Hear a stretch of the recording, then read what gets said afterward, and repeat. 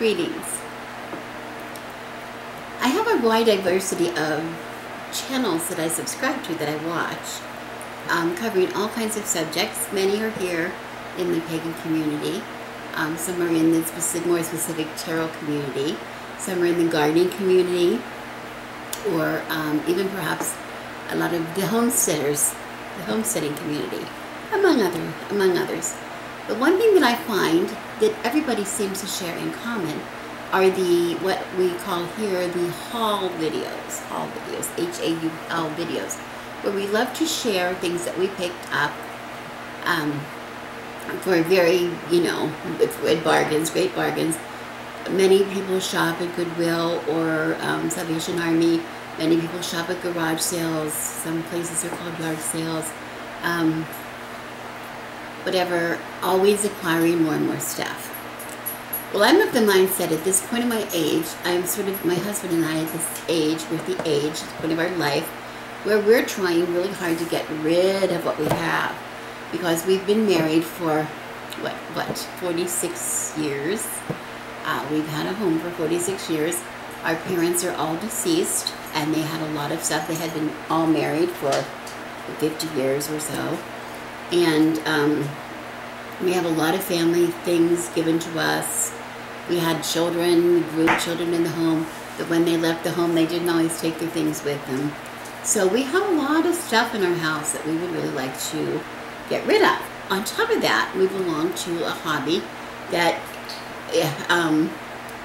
requires us to do many, many projects all the time. So we have a lot of materials, a lot of projects that are in, in different stages of being completed. A lot of, I have a lot of yarn, I have a lot of fabric, I have a lot of books, we have a lot of things like that, which are really can add up to a lot of clutter. So when it comes time for me to go and shop at Goodwill or shop at garage sales, I like to have the things, there's some things that I would really like to have, but at the same time, I have a house full of stuff already, and I question, the decision how wise is the decision might be for me to go out and buy more things when I have stuff here. Well, I learned a little lesson the other day, which should be very obvious, but was not so obvious to us. We were with a group and we were doing an activity where we're going to be consecrating water. We were to bring some bottles or jars to the location so that we could take some of the water home with us. And of course it was suggested that blue, if you had blue bottles, that would really be perfect. Well, I didn't think much of it. We came home and I said, oh, I remembered before we were going to go, I said to my husband, we need to remember to get some bottles for the water. And he says, oh, well, I think we have some blue bottles in the garage. And I'm like, we have blue bottles in the garage? And he came in with these. And I don't know if you can see them, but they're glorious bottles. They're just glorious cut glass, I'm not even sure how to describe it, cut glass bottles, I would say. I don't think they were expensive, but they're very beautiful. They're pretty old, I think. Anyway, and this is what we used. No big deal. We were really excited that we had something appropriate to take to the meeting for our water. And we got there and we pulled out our bottles. Everybody pulled out their bottles and they looked at our bottles and they said, where did you get such fantastic bottles? And we said, of course, in our garage. And they said, you must have a fantastic garage. Well, I want to say, I guess I do have a fantastic garage. And I never thought about it before. I thought about my garage as being something that, needed cleaned out. But I never really thought about going into that garage with different eyes. When I had these bottles, I think I got these bottles at an event from brewers. I think we use them to brew, in the SCA we do a lot of our own brewing as well as making our costumes. And for a time being, we were brewing some things, maybe some fruit wine, or I think it was probably mead or something, that we were using these bottles for. And we stopped doing that part. We don't really brew too much anymore. So they just went in the closet and in the cupboard out in the garage, and we forgot about them. But now I'm looking at them with fresh eyes. I'm repurposing, the idea of repurposing something I had for a completely different thing, now using it for a new reason. That's a very attractive idea for me. Okay, so I was starting to think of what other things that we have that we can repurpose or reclaim to use in a different way. Okay, instead of going out and buying something completely new or even completely old from somebody else, what do we already have that we can use in a different way? So, to make a long story short, this got me thinking. And also, about the same time, we were out driving, going somewhere, and we happened past a house that had what looked like a headboard, an iron headboard leaning against the wall, and here in the front of their house.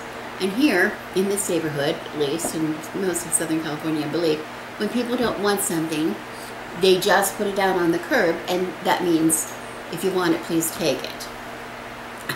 So, we've gotten a few other things that way, too. We were driving past, and I thought, you know, that would be a good, fantastic headboard. Stop, put it in the car, and see, because we thought if that would be something that we might want to use in the garden as a trellis, it would look really nice to have something growing up on the headboard.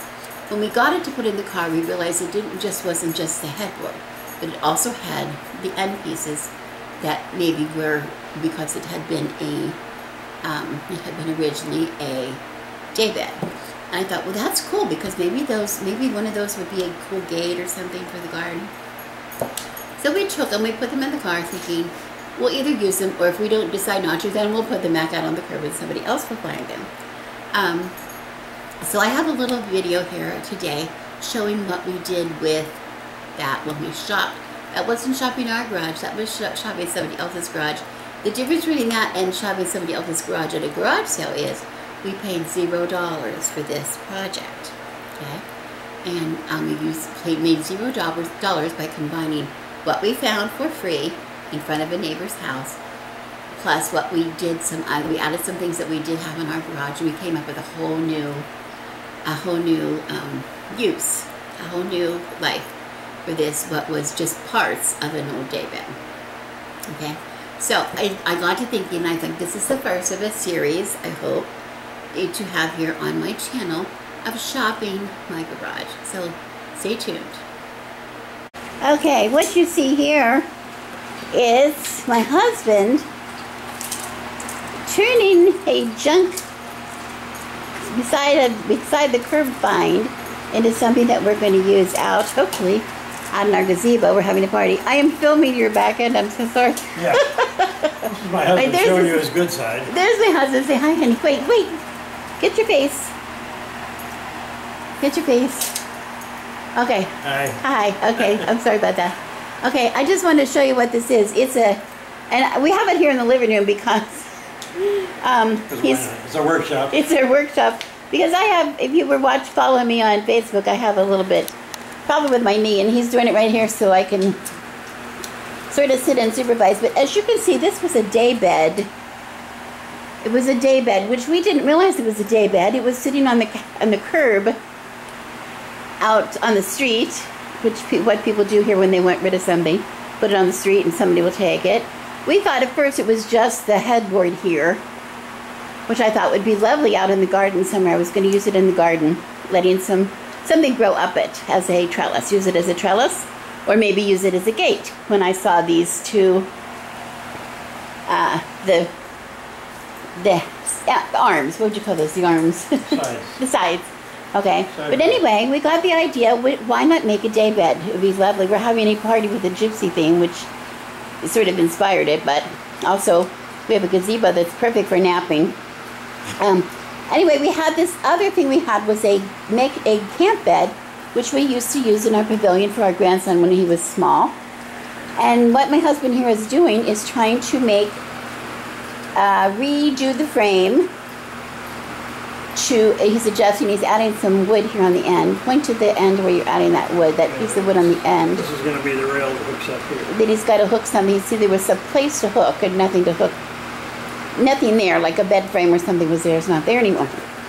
So he's trying to do something that will accommodate the plywood platform that we have for this. And then we have this yoga cushions, the yoga mat, which we used to carry for him, that we're going to use for part of the cushion. So I'll come back and show you after we get another. Wait, let me show your face again because you're so adorable. Oh, yeah. Thank you, honey. Thank you. We'll see you in a while. Okay, so we are modifying an existing frame, as Rebecca said, and to make it fit, the first modification to make it fit the right width of this existing daybed frame, I'm adding 2x6 pieces on the ends, which I have notched so they fit right onto the existing piece. That should add a lot of strength and make everything exactly the right dimension so it'll be stable. Okay, and I'm back, and I have done a bit of work, as you can see. So this frame, the existing frame that was for a little cot, has now been reinforced. If you look right over here, I added 2 supports there. I also added the supports at the end, which has now been connected to all that. So it's all pretty darn strong. We added a couple of legs in the center just because this is such a long piece. It's 7 feet, and we could have like 4 people, even 5 people sitting on it, I suppose. And that's a lot of weight, and we don't want any surprises. So right now everything is connected. I'm happy that it is strong enough to do the job. So I need to put the plywood top on and the cushion. I'll be right back. And there it is, out of focus. Now it's better. In all its glory, perfect plywood top. Fits like it was made for it, because it was. And this is the cushion that we made the original cot to fit. So now it will start new. Start a new life. How about that? Very nice. This also has these finials, which are nice, but they're not exactly what we're looking for. Rebecca wants to change those, so we're going to spray paint them. We have a good Rust-Oleum that has like a textured, hammered finish, it looks like, so it'll look like metal. It'll be nice. Anyway, that's a pretty good project for one day. Should work. Okay, I wanted to show you the results. First of all, I wanted to show you these pretty little things. We're getting ready to have a party here. I wanted to show you some of these cool little things we have hanging here in the window of the gazebo. Anyway, I wanted to show you the finished product of the daybed. If I could step back a little bit so you can see it. As you can see, my husband has taken those finials that were really flowery and he painted them, spray painted them like a gunmetal gray, which looks really nice with the gray coverlet we have on here. I don't know if you can see it. Here we go, a little better. And we just have lots of pillows. Lots of pillows. Just a nice cozy little place to sit. He added a leg in the front.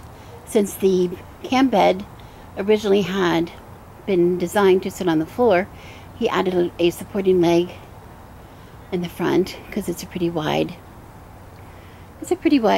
bed, and added a few supports inside, but it's nice and sturdy and going to be really comfy today. So I just wanted to show you the finished project that we have here in our gazebo today. Okay, so anyway, good idea. Shop your garage, or in this case, shop somebody else's garage too. It was a free, remember this was a free frame that we found on the street, along the street. And a camp bed, old camp bed that we had in our house, and some old cushions. Okay, there you have it.